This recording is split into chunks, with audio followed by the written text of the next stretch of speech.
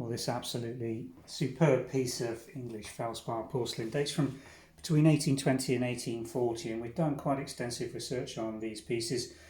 Came to us as a small set through auction. No details on any of the plates in terms of the manufacturer. No markings, no imprests, nothing. Image searching this absolutely gorgeous hand coloured design.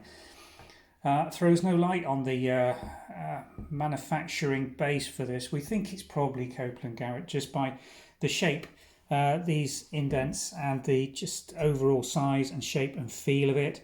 And it's one of the few factories that was producing this type of ware at this period of time.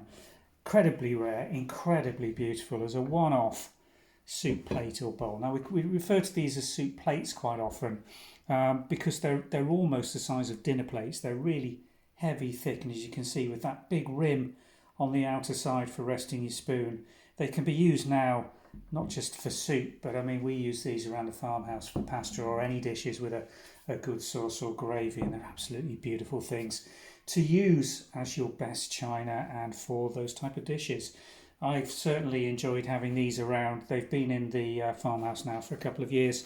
One of the ones that we've really enjoyed having. Now there's a few pieces of this going online now. Some platters, we've already sold one of those. We've got this single soup plate. I wish I had a stack of 12 of these. I'd be a very happy man if that was the case. It's a single piece.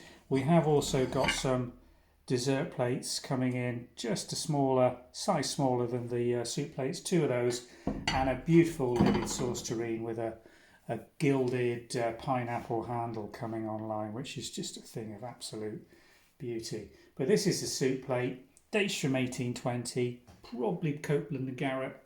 Don't know for sure, don't think we'll ever find out because there's no patent records or books that are in existence that you can go back to. So it comes back to the expert feel of what you think this is probably going to be, but we're making no absolute claims on this.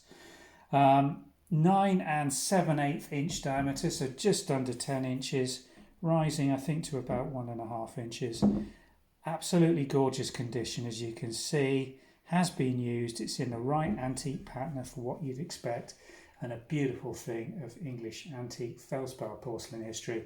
Available on the Antiques and Vintage website. We'll pop a link, as always, in the description if you found this video through YouTube and are wondering where could I get hold of one of those. All the details, information and pricings on the website. Click on the link, it will take you there and show you everything you need to make a decision. Thanks for watching.